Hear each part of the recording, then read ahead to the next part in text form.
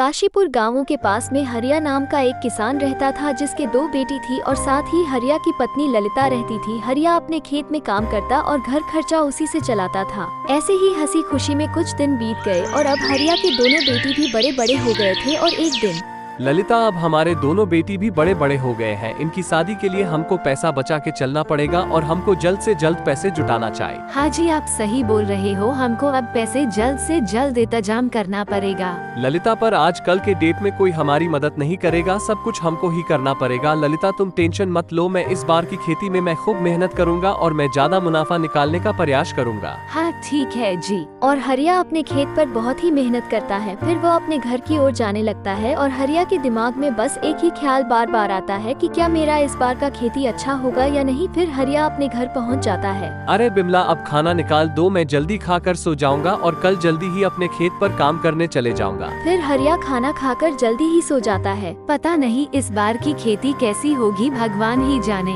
फिर ललिता भी सो जाती है और फिर सुबह हो जाती है।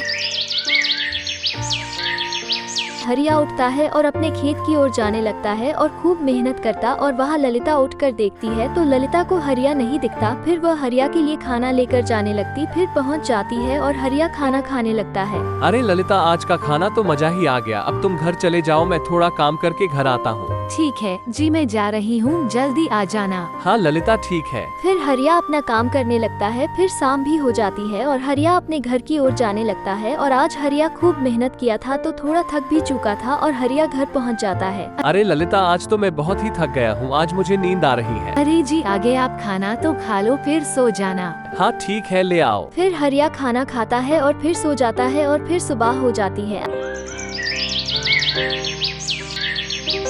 आज ललिता पहले उठ गई थी तो वो हरिया के लिए नाश्ता बना देती है और हरिया भी उठ गया था तो वो नाश्ता करके अपने खेत चले जाता है। और आज वो काम नहीं करता, आज वो एक पेड़ के नीचे बैठता है। हे भगवान, कैसे मैं अपने दोनों बेटी की शादी करूं? मुझे तो अब कुछ साज नहीं आ रहा है। प्रभु, मैं कैसे करूंगा अपने दोनों बेटी का शादी? कहां से मेरे पास पेश आएगा? ये सोच सोच कर रोने लगता है। फिर मेरी कोई मदद नहीं करेगा, सब मेरे को ही करना पड़ेगा। पर कैसे करूंगा मैं पैसे का इंतजाम? हाँ, ललिता से पूछूंगा आज घर जाकर। फिर वो अपने काम पर लग जाता है और अब शाम भी हो चुकी थी। हरिया अपने घर की ओर चले जाता है। अरे ललिता, हम पैसे कहाँ से लाएंगे? कुछ तो दिमाग लगाना पड़ेगा। हाँ जी, पर हम ऐसा क्या करें? अरे जो होगा देखा जाएगा। ये बोलकर दोनों झन सो जाते हैं। फिर हरिया सब अपने खेत पर जाके देखता है तो उसकी फसल बहुत ही अच्छी हुई थी। अरे वाह, मेरे धान की खेती तो इस बार बहुत ही अच्छी हुई है। फिर हरिया अपने पत्नी से बोलता है, अरे ललिता, इस बार की खेती तो बहुत ही अच्छी हुई है। इतनी अच्छी हुई है कि हम अपने दोनों बेटी की शादी के लिए आराम से पैसा निकाल हो जाएगा। हाँ जी,